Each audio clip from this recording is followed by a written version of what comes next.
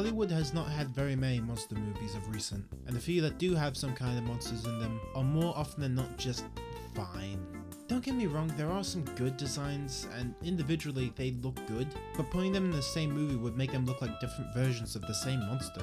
Hell, the blind monsters from A Quiet Place, which are called Death Angels apparently, just look like underdeveloped versions of the monster from Cloverfield. So here's some of my ideas for what I think makes a good monster, and I'll share some of my ideas for monsters near the end of the video. Number 1. Design.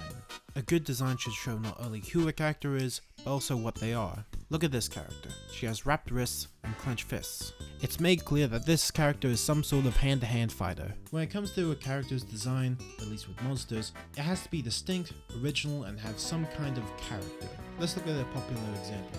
The Xenomorph from the Alien franchise.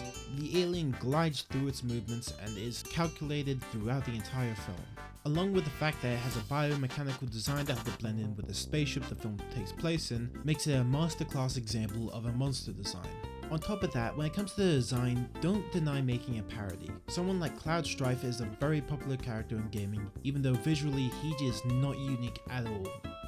The same with his personality. Oh, he's stoic and cocky. He is not original by any means necessary. What they did right is give him a big fuck off sword that looks like a parody of big swords. It is distinct, iconic, and you know of it, whether you like it or not. And this brings us to gimmick. Most popular monsters always have some sort of gimmick. Think of Mr. X from Resident Evil being both an unstoppable object and an immovable force. Or Freddy Krueger, who uses dreams to kill people. Or the Thing from The Thing being able to do that thing. Or Pyramid Head, who uses a giant machete and has a pyramid for a head. Or the Demogorgon from Stranger Things, that also has a weird head.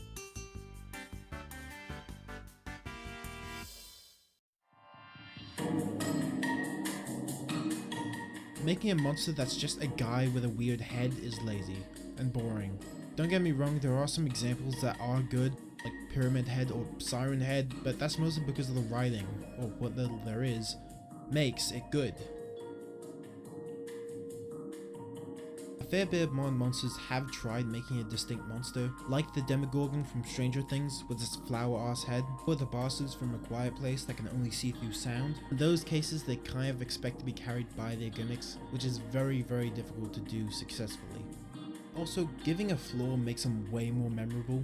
Like, again, Pyramid Head and his painfully impractical helmet, or head, whatever that thing is. Or the Babadook, that just looks like one of my goth friends. Or the other mother just having twigs for limbs. I'm not saying that these are flaws in the sense that they are all bad, they're just stupid in their own individual way, and they can pull it off way too well.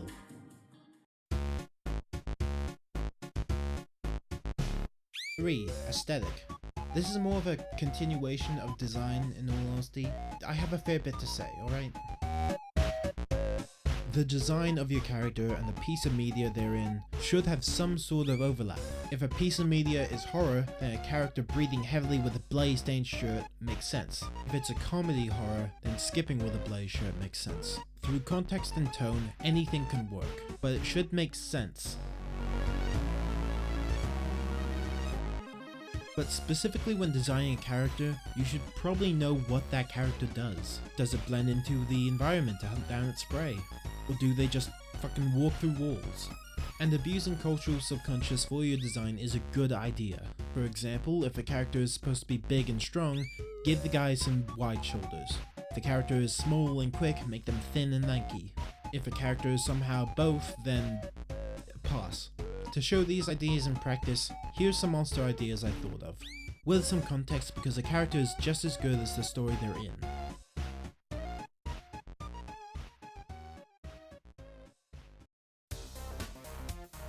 Number 1, Harvey. It's a big ass mech used by a family of farmers. But here's the kicker. And here's the problem.